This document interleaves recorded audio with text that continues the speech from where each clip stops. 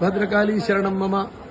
కాకతీయుల రాజధాని ఏకశిలా నగరంగా చరిత్ర ప్రసిద్ధిగాంచిన వరంగల్ మహానగరంలో స్వయం వ్యక్తమై భక్తుల పాలిట కోరిన కోరికలకు కొంగు బంగారముగుతూ పరమ పావనమైన పుణ్యక్షేత్రంగా విరాజిల్లుతున్న భద్రకాళి దేవస్థానంలో రేపు అంటే 21 జూలై 2024 ఆదివారం రోజున అమ్మవారిని పలు విధములైన కూరగాయలతో శాకంభరిగా అలంకరించి ఆరాధించడం జరుగుతోంది.